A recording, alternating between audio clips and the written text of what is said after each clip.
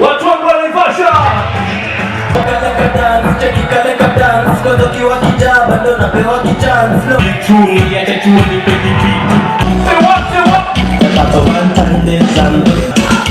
Everybody telling the truth.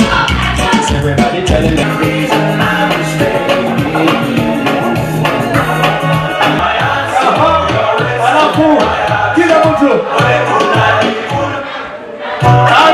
We've eased consumption of insurance. The Star 487 hash is a digital platform which we use to sell insurance, basically to ease consumption of insurance.